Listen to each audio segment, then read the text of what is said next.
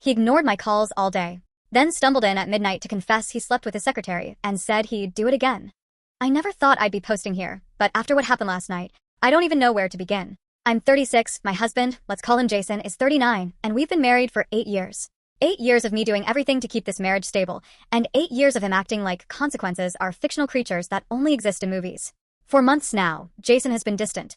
Not dramatically, just enough for me to notice.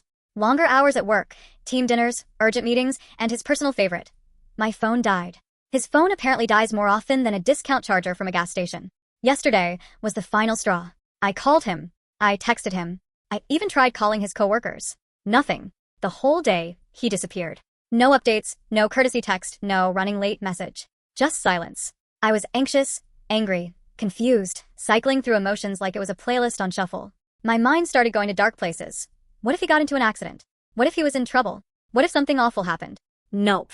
He was fine. Better than fine, actually. Because at 12:07 a.m., my front door swung open, and in stumbled my husband, shirt wrinkled, hair messy, stinking of cheap cologne and alcohol strong enough to disinfect a hospital. He walked into our bedroom like he was the victim of something, blinked at me with those droopy drunk eyes, and slurred. You know what happened? I spent one night with my secretary, and I'd do it again. And then he actually smiled like he expected applause, or maybe a trophy, or maybe me to faint because apparently he thinks he's irresistible.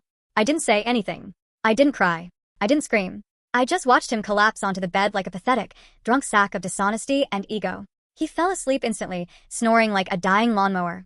But here's the thing, Reddit. When he woke up the next morning, he didn't see the usual coffee I make.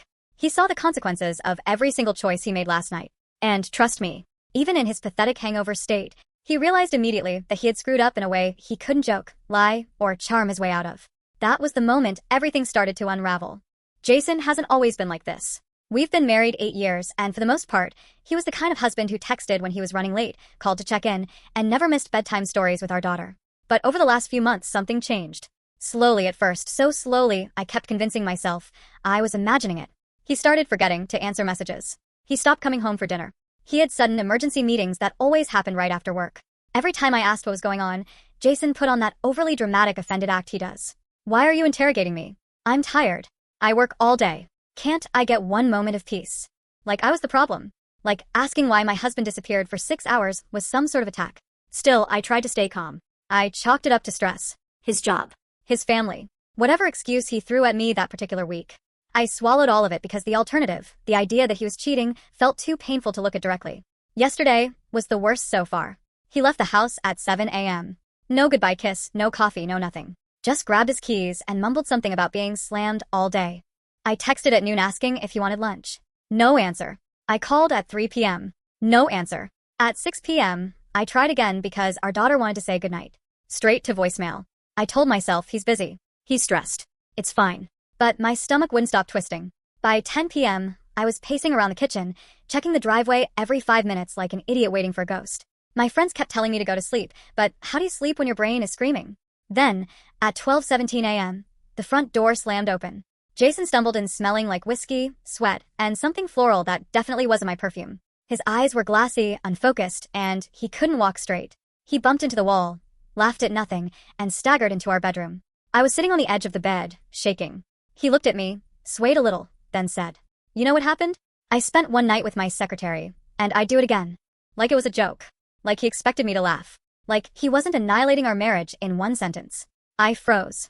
I couldn't even speak. My ears were ringing. My body went cold, and my brain felt like it detached from reality. He kept talking, slurring braggy nonsense about how fun she was, how she actually appreciates him, while I sat there unable to move. When he finally passed out, face first, still wearing one shoe, I just stared at him. This man I built a life with. This man I trusted. This man who looked me in the eyes and confessed like it was nothing. I didn't sleep. I didn't cry. I didn't scream. I just waited for morning. Because Jason wasn't going to wake up to the smell of fresh coffee and a loving wife. He was going to wake up to everything he'd been running from. Jason didn't come home the next day until 3 p.m., and even then only because I stopped answering his calls. Suddenly, he was the one panicking. He walked into the kitchen looking like a man who'd just woken up inside a dumpster, hair a mess, shirt wrinkled, tie hanging around his neck like it had tried to escape him in the night. He cleared his throat. "Hey, babe." I didn't answer. I just kept wiping the counter. He shifted his weight, looking confused, almost offended, that the world wasn't going exactly the way he expected. Finally, he blurted out, "Are you mad at me or something?" I slowly turned around and gave him the kind of look that could peel paint off a car. He shrank a little. I don't remember everything I said last night, he mumbled, scratching the back of his neck. But I know I didn't mean it. I was drunk. Super drunk. Like I had tequila poisoning. I raised an eyebrow. Tequila poisoning. That was a new one. And, he continued quickly, I didn't actually spend the night with my secretary. I was just joking. Or exaggerating. Or maybe I was sleep-talking. Could have been sleep-talking. He said sleep-talking like it was his genius get-out-of-jail-free card. I kept staring at him. So, he said, swallowing hard. Where's my coffee? You always make coffee on Saturdays.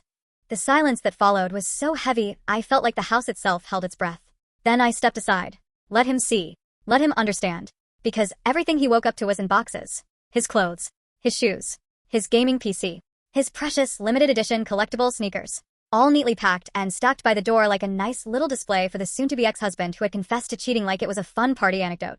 Jason's jaw dropped open, so wide I swear a fly could have flown in. Why are my things packed? He asked, voice cracking like a teenager. I didn't say a word. I didn't have to. The truth was written right there in cardboard and tape. Jason stared at the boxes, then at me, then back at the boxes, eyes growing wider with every passing second, like he was slowly solving the simplest math equation of his life. You're not serious, he whispered. But I was. For the first time in years, I was dead serious. He stepped closer, hands twitching at his sides. This is crazy. This is insane. I told you I didn't mean it. It was a joke. A performance. I was venting. Drunk venting. I folded my arms. And we're married, he shouted, like volume could magically reset reality. Married people don't do this. Married people also don't brag about cheating like it's a badge of honor, but okay, Jason. His face turned pale as the truth finally clicked. This time, he wasn't hungover. He was terrified. And that felt like the first moment of justice. Jason didn't come home after his little triumphant confession. I lay awake until sunrise, staring at the ceiling, trying to understand how a man I shared a home with, a life with, a bed with could look me directly in the eyes and brag about cheating like it was some kind of achievement. The anger had burned out hours ago. What was left was something worse. Clarity. When the morning light finally spilled into the room, I got out of bed silently. No shaking hands. No tears. Just motion. Autopilot. A woman who had simply reached her limit. While Jason snored face down on the living room couch, still fully dressed, still smelling like cheap perfume and the bar he probably dragged himself out of, I started gathering things. Not mine. His. Every shirt he left on the floor. Every pair of socks he never matched. Every hoodie that accidentally wasn't really his. His precious gaming headset. His drawer full of, my boss is stressing me out, nicotine vapes. And yes, even the cologne he wore on his dates but insisted he wore for me. All of it. Into boxes. I wasn't screaming. I wasn't crying. I was done. Around 10 a.m., Jason finally stumbled into the hallway, squinting like a confused raccoon exposed to daylight. Babe, he croaked, rubbing his face. Why were you up so early? And, what's with the boxes? I didn't respond. I kept taping the last one shut. He blinked at the stack, confused, scratching his messy hair. Then, as if a single brain cell finally sparked to life, he froze. Wait, are those my things? I stood up, looked him right in his bloodshot eyes, and said, very calmly, yes, Jason, they're your consequences. He looked like he'd just been slapped by God himself. What? Hold on, are you, like, seriously mad? Babe, come on, I told you, it was one night, he said, raising his hands defensively. And I was drunk. And I didn't mean it, I did mean it then, but not, like, now. I walked past him. He followed me like a panicked puppy. Are you seriously gonna throw away our marriage over this? Over a mistake? A stupid night? I said I'd do it again, because I was drunk, not because I mean it. I stopped in the doorway. He bumped into my back, because he wasn't paying attention. Classic Jason. I turned and said, you didn't cheat on me because you were drunk, Jason. You told me because you were cruel. He opened his mouth, shut it, then tried again. I was just blowing off steam. My boss yelled at me. You know how stressed I've been? And you're always emotional lately. There it was. The deflection. The blame shifting. The textbook Jason behavior. But it didn't work on me anymore. I made you coffee every morning, I said, and you repaid me by spitting in my face. He sighed dramatically, like I was the difficult one. So what now? You're kicking me out? No. I replied, grabbing my purse. I'm leaving. He blinked. What? I'm taking the kids to my sister's. A lawyer appointment is at 3. You can stay here. Alone. With the life you chose. For the first time since this entire nightmare started, Jason looked genuinely scared. Wait, babe, can we just talk? Please? Don't leave. I can change. I'll block her. I'll quit. I'll do whatever you want. Just don't go. But I was already walking out the door. And the best part? He didn't wake up to coffee. He woke up to emptiness. The consequences he bragged he'd do again finally came to collect. And they weren't leaving. Jason didn't wake up gently. He jerked awake like someone had yanked him out of a nightmare, snorting, coughing, and then groaning into the pillow like a dying walrus. He was still wearing yesterday's shirt, and the smell of cheap perfume practically slapped me in the face the moment he sat up. He blinked around our bedroom in confusion. Then he noticed two things at once. My suitcases by the door. The envelope sitting on his nightstand with his name written in my handwriting. He froze. Wah, he croaked, rubbing his temples. Why are your bags out? Did we argue? I just looked at him, silent. He studied my face, then the room, then his phone, which had 42 missed calls from his boss, 17 messages, and one very long email marked urgent. HR. His eyes went wide. What the hell is this? He whispered, scrolling. Why is HR emailing me? Why is Mark CC'd? Why? Then he stopped breathing for a second, because attached to the email was a screenshot.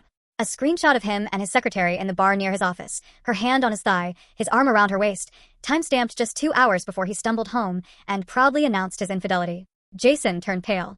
Completely, sickly, paper-white pale. Finally, he looked up at me, voice shaking. What did you do? I raised an eyebrow. If you're asking who forwarded that to HR, it wasn't me. He stared at me, confused, panicked, spiraling. And then, as if the universe wanted to make the moment even more cinematic, his phone rang. It was his secretary. He turned it face down immediately and shook his head like a guilty toddler caught with stolen candy. Baby, he croaked, please don't do anything drastic. I was drunk. You know I say stupid stuff when I drink. I didn't mean it. You know I didn't mean it. Last night, he was swaggering, smirking, bragging about how he'd do it again. This morning, he couldn't even look me in the eye. I didn't yell. I didn't cry. I didn't even raise my voice. I just pointed to the envelope. Open it. He hesitated, then slowly tore it open. Inside were my note, copies of the divorce papers already drafted, a list of my boundaries, and a printed screenshot of his drunken confession from my phone camera, because yes, I recorded it. His mouth dropped open. You're leaving me? I finally spoke. I'm done, Jason. You made your choice. Now I'm making mine. He shook his head violently. No. You can't just walk out over one mistake. One mistake. I repeated calmly. You told me you'd do it again. He opened his mouth and closed it, and for the first time in years, Jason looked powerless. This isn't fair, he whispered. You're my wife. I nodded. I was. Until last night. He buried his face in his hands. And I walked out of the room, not shaking, not crying, not doubting anymore. Just finally beautifully done. Jason didn't come out of the bedroom until almost noon. Not because he was ashamed. Not because he was trying to apologize. But because he was hungover to the point of wobbling like a newborn deer. He walked into the kitchen rubbing his temples, fully expecting, to see me at the stove, making him eggs and coffee like the loyal little wife he convinced himself I was. Instead, he found an empty countertop, a packed suitcase by the door, his laptop missing, his phone charger gone, and a printed stack of papers spread neatly across the table. He blinked at them like the sunlight itself was offending him. Babe, he croaked. Why does the table look like a crime scene? I didn't even look at him. I just sipped my own coffee, the one I made for myself, not him, and said, It is a crime scene, Jason. You just don't know it yet. He staggered closer, squinting at the documents. What's all this? I turned the page closest to him, so he could read the bold heading. Notice of separation and preliminary divorce filing. His mouth dropped open so wide I swear I could see his remaining brain cells scrambling for the exit. Wait, what? He grabbed the paper with trembling hands. Why would you? What the hell? Why would you do this? I stared at him, dead calm. You don't remember? He blinked. His eyes darted. His jaw worked uselessly. I remember some stuff, bits, pieces, but I didn't mean what, Jason? I asked softly. Didn't mean to ignore me all day? Didn't mean to come home blackout drunk? Didn't mean to brag about sleeping with your secretary and saying you'd absolutely do it again? He froze like he'd been slapped in slow motion. I said that. Yes. Word for word. Oh my God, he ran his hands through his hair, pacing. No, babe, I was drunk. I was stressed. You know how work is. Sarah, my secretary, she's friendly. That's it. Friendly. Like, yeah, maybe we, kissed? Or something. But I don't even. Jason, I interrupted, you gave me details. He stopped breathing. You told me what hotel you took her to. You told me what she ordered. You told me how she listens better than I do. You told me the music you played. You told me what she wore. I took another sip of coffee. And you laughed about it. He stared at me, pale and drenched in cold sweat. Okay, listen, I was drunk. It didn't mean anything. None of it matters. You can't just divorce me over one mistake. I raised an eyebrow. Jason, this wasn't one mistake. This was just the first one you were sloppy enough to admit. He opened his mouth to argue again, but I simply slid another paper across the table. A printed screenshot. The worst one. His face went sheet white. You went through my phone? No, I said calmly. You but dialed me last week. I heard everything. He choked. You what? But I wasn't done, not even close. And by the way, Jason, remember how you said you'd do it again? He swallowed hard. Yes. I smiled. Your boss is going to love hearing that. His head snapped up so fast his neck cracked. What? You can't. You wouldn't. You can't tell him. That's insane. Jason, you slept with your subordinate. Your secretary. That's not just cheating. That's a massive HR violation. He started pacing again, hands on his head. Oh God. Oh God. I'm going to get fired. I'm going to, babe, please. Please don't ruin my career. Please, listen. We can fix this, please. I'm not ruining anything, I said, standing. You did that all by yourself. And the moment I picked up my suitcase, his knees actually buckled. I didn't feel sorry for him. Not even a little. Because this was the first morning in years where I wasn't the one apologizing. And I planned to keep it that way. I could hear him pacing, breathing hard, muttering to himself like a man trying to rehearse a lie he already knew wouldn't work. Meanwhile, I sat on the edge of the bed, arms crossed, staring at the door with that cold, steady anger that only comes after you've been disrespected beyond recognition. When he finally stepped out, he looked like a mess, hair sticking up, shirt wrinkled, face pale. But his tone? Oh, he still tried to be condescending. So, he said, swallowing, we clearly need to talk about what I said last night because, I was drunk and it didn't come out how I meant it. I didn't blink. You meant every word. He flinched, actually flinched. Okay, maybe some of it. But not the whole, the secretary thing. The secretary thing you screamed at me while smelling like her perfume? I asked calmly. Immediately, he switched gears, hands waving dramatically. Actually, it wasn't perfume. I was in an Uber. The driver had a scent thing. A fancy scent thing. One of those aromatherapy sticks? I stared at him like he had grown two heads. And the lipstick on your collar? I asked. He looked down, horrified, like he genuinely forgot it was there, then blurted. That's ketchup. It's ketchup. I had a hot dog. At midnight. Yes. A midnight hot dog. They're trending. I almost laughed. Almost. But then he did something that killed even the smallest amusement in me. He tried to guilt-trip me. You're really overreacting, he snapped, suddenly annoyed again. Couples fight. Things happen. Mistakes are made. You should be supporting me right now instead of attacking me. Supporting. Me supporting him. After what he admitted. I felt something inside me click into place, something final. No, I said. Not anymore. And just like that, the panic returned to his eyes. He finally sensed that I wasn't angry. I wasn't yelling. I wasn't crying. I was done. Jason stepped closer, reaching out like touching me could glue the marriage back together. We can fix this, he insisted, voice trembling. People don't just throw away years over one stupid night. Jason, I said quietly. It didn't throw away one night. You threw away my trust. He opened his mouth, then shut it. Because there was nothing left for him to twist, nothing left to explain, no lie clever enough to cover the truth. I stood up, walked past him to the dresser, and began packing a small bag. Not all my things, just enough for a few days. That scared him more than anything so far. Where are you going? He demanded, voice cracking. To give you exactly what you wanted last night, I said. What's that? Consequences. And the look on his face? That was the moment he realized coffee wasn't the only thing missing from his morning. His power, his control, his smugness gone. For the first time in years, Jason was scared of losing me. And I wasn't scared of losing him at all. Jason didn't come home the day after his drunken confession. Not a call. Not a text. Nothing. And honestly, I was grateful for the silence. I spent the morning taking slow breaths, sipping coffee in my favorite mug, the one Jason always hated because it looked too cheerful. The house felt different. Lighter. Quieter. Like it knew something had finally snapped loose. Around noon, I heard the front door creak open. I didn't rush to greet him. I didn't even look up. Jason walked into the kitchen like a man who had tiptoed through a minefield and somehow survived. His hair was messy, his shirt wrinkled, his face pale with a hangover that looked like it had physically beaten him. He tried to speak first. Hey, his voice cracked. About last night. I raised a hand. Don't, I said quietly. That one word made him flinch. For once, Jason wasn't bitchy. He wasn't defensive. He wasn't smug or loud or full of excuses. He looked terrified. But of course, he still tried. I didn't mean it, he stammered. I was drunk. You know how I get when I'm drunk. I say stupid things. You always say I'm stupid, right? So this is just... Jason, I interrupted again. Stop talking. He shut his mouth like he'd been slapped by silence. I let him stew in it. Then I set my mug down and looked him dead in the eyes. You said you slept with your secretary. I said slowly, clearly. And that you'd do it again. Are you denying that? He swallowed. Hard. No, he whispered. But, are you denying the affair? Silence. He rubbed his forehead, pacing, panicking. It wasn't serious. We were stressed at work, and she flirted first, okay? She came onto me. I didn't even want. It just happened, and there it was. The classic Jason excuse. It just happened. Like cheating is gravity. Like infidelity is weather. Like he tripped and landed inside someone else. I stood up. He went rigid. Jason, do you know what I was doing last night while you were busy? I asked. He didn't answer. I was calling hospitals, I said. I was calling your friends. I was texting your sister. I was terrified something happened to you. I thought you were dead. Jason blinked rapidly, like he was surprised to learn other people had feelings. Well, obviously I wasn't dead, he muttered. And that, I said, is the problem. He froze. For once, he didn't have a comeback.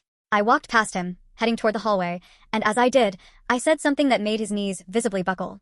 You'll find your things packed by the door. His breath hitched. You're kicking me out? He asked, voice rising into a squeaky, panicked register. I'm giving you the consequences you asked for, I replied. And before he could try to guilt trip or lie or manipulate his way out, I added. You told me who you were last night. Jason followed behind me like a puppy who suddenly realized it bit the hand that fed it. Wait, just wait, he begged. We can fix this. Just give me a chance, please. I didn't mean any of it. I love you. I love our life. He tripped over his own words like he couldn't decide which lie to use. But the best part? The secretary's name lit up on his phone at that exact moment. Right there. In the hallway. On full volume. Jason froze.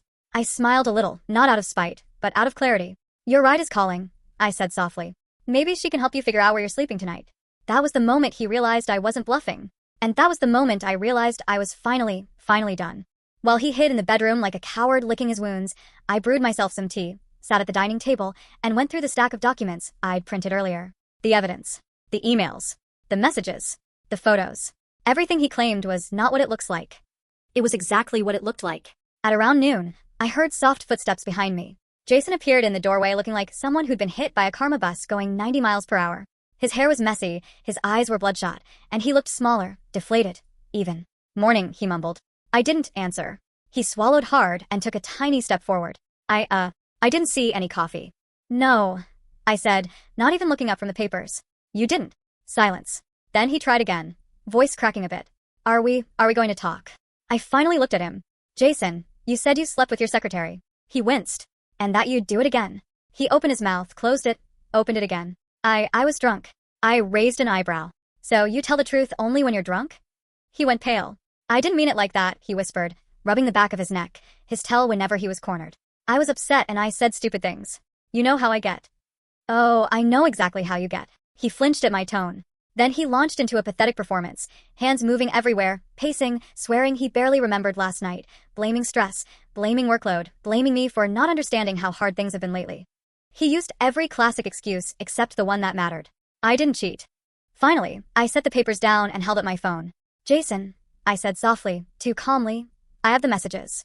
His entire body froze. I saw everything. His mouth opened, but no words came out.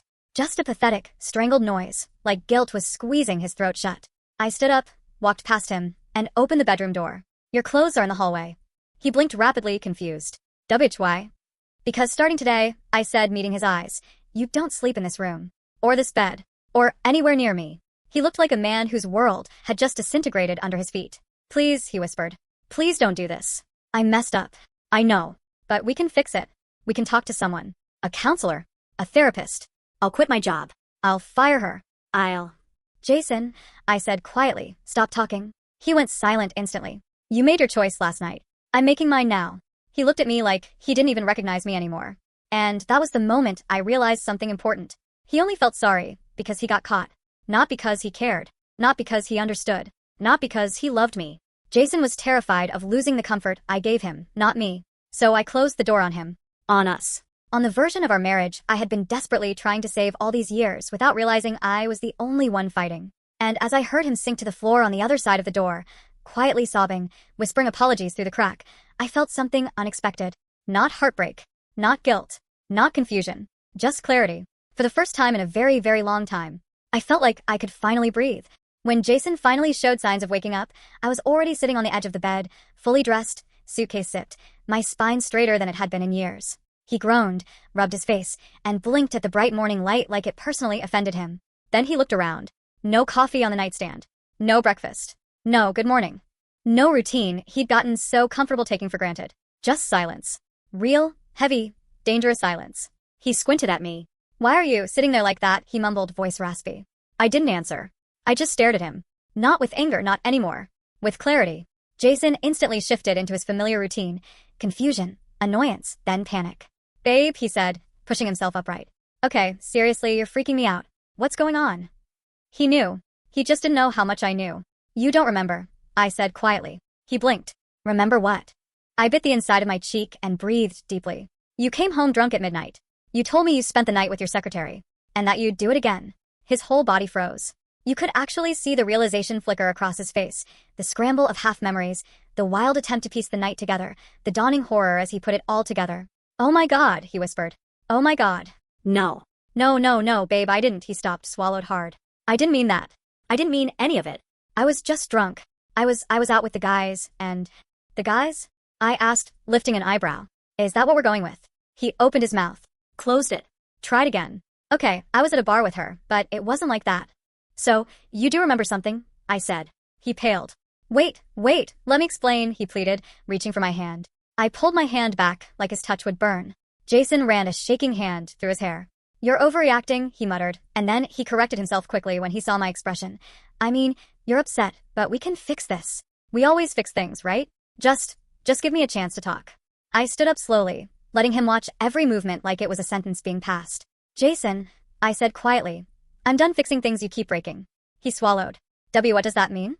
I pointed to the suitcase. His eyes widened like I had stabbed him. No, he said, shaking his head. No. You're not serious. You wouldn't do that to me. I turned toward the door.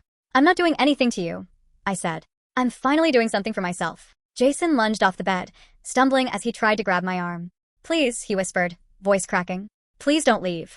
I didn't mean it. I swear I didn't mean it. I was drunk. I was stupid. You can't just walk out over one mistake. One mistake? I asked softly, turning to face him fully. Jason, it didn't even come home until midnight. You ignored me all day. You lied to me. You slept with her. And then you bragged about it. He stared at me, speechless. No excuses left. No version of the story he could flip in his favor. No manipulation he could pull to paint himself as the victim. Just the truth. And consequences. For once, the consequences weren't mine. I lifted my suitcase handle. Jason's voice broke entirely. Please don't do this, he whispered. I need you. I stepped back. But you didn't want me, I said. You wanted her. And the freedom to treat me like I was disposable. He sank to the floor. And I walked out, closing the door on the life I once begged him to protect. For the first time in years, I felt free. Jason didn't come home that night. He didn't call. He didn't text. Nothing. It was ironic, really, after his big drunken confession, after his dramatic collapse into bed like some tragic hero, he had the nerve to vanish again for almost 24 hours, as if the universe needed to give me one more reminder of exactly who I was dealing with. By the time the sun went down again, the anger inside me wasn't fire anymore. It was ice. Sharp. Controlled. Focused. And Jason? He walked through the front door like he was the one who had been wronged. Hair messy. Shirt wrinkled. Lips swollen from what looked suspiciously like a bite mark. And the moment he saw me standing in the hallway, he flinched, then tried to hide it. Why are you looking at me like that? He said, voice hoarse. I didn't speak. I didn't have to. It was only when he walked into the kitchen and saw the stack of printed screenshots covering the counter, bank transfers, hotel receipts, flirty texts with his secretary, that his whole posture changed. His shoulders sagged. His hands shook. He even reached for the chair like he suddenly needed help standing. What is all this? He whispered. You tell me, I said. He skimmed the papers, panic creeping up his neck like heat. Where did you? Why would you? This is exaggerated. She's lying. I never. This is out of context. He choked on every sentence. Then came the best part. He sank into the chair, covered his face with both hands, and said, okay, fine. Maybe something small happened, but we were drunk.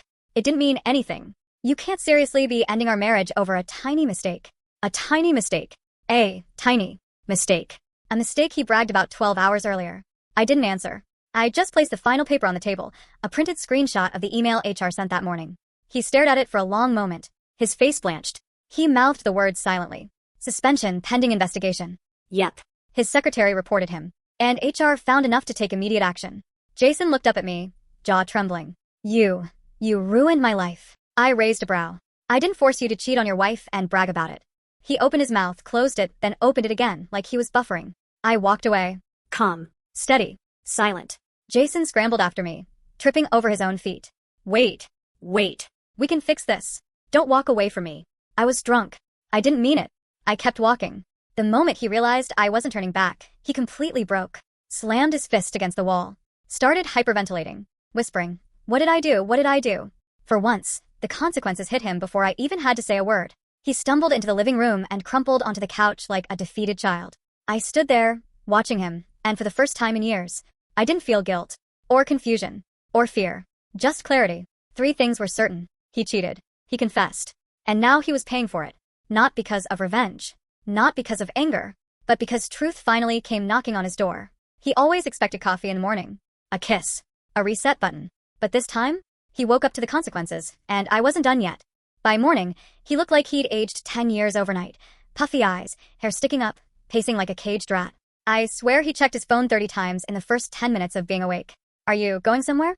I asked casually as I brushed my teeth. He jumped like I'd fired a gun. No, I'm not going anywhere. Why would you say that?" he sputtered. I hadn't even accused him of anything. Guilt was doing the work for me. I didn't make coffee. I didn't make breakfast. I didn't even ask him how he slept. I just got dressed and started packing a few of my things. Not dramatically, not rushing, just quietly folding clothes into a suitcase. Jason nearly passed out. "Why are you packing?" "No reason," I said. You can't leave. We need to talk about what happened." I already understand what happened. That terrified him more than anything. He followed me around the room like an anxious puppy, hands trembling, lips chapped from biting them all night. Every time I made eye contact, he panicked harder. Finally, he blurted out, "Look, I didn't mean what I said last night. I was drunk. Drunk. You know how I get. I didn't even remember until you reminded me." "I didn't remind you," I said. He froze. Oh. His own brain was betraying him better than I ever could. Then the doorbell rang. Jason actually whimpered. It was the building manager, holding a small manila envelope with Jason's name on it. Jason's face went white. He snatched it, shut the door, and ripped it open with shaking fingers. Inside were printed screenshots, emails, messages, hotel confirmations, calendar reminders. From him, to his secretary. He dropped the papers on the floor like they were burning him. Who gave you this?" he shouted at me. "You did," I said calmly. His whole body sagged. He looked like a guilty toddler caught with stolen candy, not a grown man caught cheating. Then came the meltdown. "It wasn't serious. It didn't mean anything. She seduced me. I thought you didn't love me anymore. It was just physical. I didn't even enjoy it. It only happened a few times. Okay, more than a few, but it wasn't a big deal." Listening to him talk was like watching someone dig their own grave while insisting they're planting a garden. I finally stopped what I was doing and faced him. "Jason," I said softly, "you didn't just cheat on me. You bragged about it. You walked into our house drunk and told me you'd do it again. Then you slept like a baby while I cried alone in the bathroom." He opened his mouth, but no sound came out. For the first time in years, I said, "I'm choosing myself." His eyes filled with fear. The real kind. Wait, please," he whispered, voice breaking. "We can fix this. We can go to counseling. I'll fire her. I'll block her. I'll do whatever you want. Just don't leave." I held his gaze. "Jason, you didn't just break our marriage," I said. "You showed me who you really are." And the truth? I didn't want him anymore. He looked like a man who finally realized he'd lost the one thing he thought would always be there. But the consequences he woke up to? Those were just beginning. Jason stood in the middle of our living room like a man waiting for a judge to read his sentence. But I wasn't saying a word. I wasn't crying. I wasn't screaming. I wasn't breaking dishes. None of the dramatic reactions he'd probably rehearsed excuses for. I was calm. Too calm. And Jason knew that kind of calm was the most dangerous kind. He hovered near the doorway while I packed a small tote bag with some things for myself. Wallet, charger, documents, keys. I didn't slam drawers or stomp around. I just moved efficiently, like someone completing a checklist. "Where are you going?" he finally asked, voice cracking. I zipped the bag, set it on the couch, and grabbed my jacket. "I'm leaving for the night," I said. "Don't contact me." He blinked, stunned. Wait. You're leaving me? Right now? Because of what I said last night? I was drunk. I didn't even mean it. I looked at him for the first time since he woke up. "You said it proudly," I answered. "You wanted to hurt me. You wanted me to know." But he threw his hands up. "You're blowing this out of proportion. It was one night. One. And I already told you, I don't even like her like that." "I don't care if you like her," I said softly. "You disrespected me. And then you bragged about it." He opened his mouth, then shut it again. He rubbed his face, pacing like a trapped animal. "This is crazy," he muttered. "You're being emotional." I raised an eyebrow. There it was. The classic Jason line. His favorite weapon. "I'm not being emotional," I said. "I'm being logical." He froze. "I'm leaving for my own sanity. For space. For clarity. And because I refuse to stay in the same house, breathing the same air, as a man who told me cheating was worth losing me." "I didn't say that," he shouted. "You did," I replied. Word for word. He looked like he wanted to argue, but he couldn't remember the exact phrasing, probably because he had been too drunk to walk straight. Then suddenly his tone switched. The panic vanished. The anger too. He deflated. Okay, he whispered. Just don't be gone long, all right? We can talk. We'll figure it out. He said it like he believed everything was fixable with a single conversation. Like this was a small disagreement. Like he hadn't detonated our marriage with one slurred confession. I walked past him toward the door. Jason, I said, hand on the handle, you should use this time to think. Really think. He swallowed. About what? About whether you're sorry, I said. Or just sorry you got caught. And with that, I stepped outside, closed the door behind me, and left him alone with the consequences he thought he'd never have to face. Jason didn't come out of the bedroom for almost an hour after waking up. I could hear him pacing, opening drawers, muttering to himself like a man desperately trying to rewrite reality before stepping back into it. When he finally walked into the kitchen, he looked small. Not hungover, not smug, not defensive, just crushed. Like he finally understood that this time, his words didn't float away into the air like they usually did. They landed. They stuck. They changed everything. He stood there staring at the envelope on the table, the one containing the divorce papers, the lawyer's letter, and the frozen joint account notice. His voice cracked. What is this? I didn't bother to sugarcoat anything. Consequences, Jason. His face twisted, not in anger, but in disbelief. As if he truly couldn't comprehend that he could be the villain in his own story. I didn't mean what I said last night, he whispered. I was drunk. You said it proudly, I answered. You said you'd do it again. He winced, his eyes darting everywhere but at me. I don't even remember saying that. That's not better, I said. It's worse. Jason ran a shaky hand through his hair, the realization sinking in like slow poison. You're really going to leave me? Over one mistake. One. I repeated softly. That single word made him freeze. Because he knew. He knew I knew. He knew all of it, every late-night meeting, every deleted message, every little lie he tossed at me like crumbs he hoped I'd follow without looking up. I didn't feel rage anymore. That burned out last night. Now it was just clarity. You didn't answer my calls all day, I reminded him. You ignored my messages. You came home bragging about cheating on me. And you said you'd do it again. He was trembling now. I thought you'd forgive me. That's the problem, I said. You always think I will. Silence stretched between us, thick, heavy, final. Jason suddenly dropped to his knees beside the table, grabbing my hand like he was drowning. I'll quit my job, he pleaded. I'll fire her. I'll go to therapy. I'll beg. I'll do anything. Please. Please don't leave me. I need you. I can't. I pulled my hand away, and that broke him more than any screaming ever could. He stared up at me with eyes full of panic and a kind of fear I had never seen before. Not fear of losing the marriage he destroyed, but fear of losing the woman who glued his life together while he tore it apart. Jason, I said quietly, you should have thought about all of this before you bragged about cheating on me like it was some achievement. He crumpled, really crumpled, onto the floor, head in his hands, shoulders shaking. But his tears didn't move me. Because Jason wasn't crying for me. He was crying for himself. For the first time ever, he was forced to face a version of his life where I wasn't holding everything up. I walked past him, grabbed my bag, and headed for the door. Where are you going? He choked out. To start my new life, I said. He looked horrified. Without me. Yes, I answered. Exactly. And I walked out, leaving him kneeling on the kitchen floor, finally confronted with the one thing he never expected. A world where his actions actually mattered. When I woke up, I moved through the house with a weird, peaceful steadiness, packing the last of my things, calling my lawyer, confirming the locksmith appointment. I opened the blinds and let the sunlight in, something Jason always complained about because it hurt his eyes. Too bad. Around 10 a.m., I heard keys jangling outside the door. Then the knob turned. Then stopped. I smiled. The locks had already been changed. Jason started banging on the door immediately. Amanda, why is my key not working? Amanda, open the door. I live here. I didn't answer. Instead, I opened the blinds just a little and watched him through the crack. He looked hungover, hair messy, shirt wrinkled, eyes puffy, a pathetic mix of confusion and panic on his face. Like a raccoon who just realized the trash bin was locked. He banged harder. Amanda, baby, come on. Let me in. We need to talk. No. We didn't. After 5 minutes of yelling, he switched tactics like a toddler. Amanda, I didn't mean it. I was drunk. I don't even like her.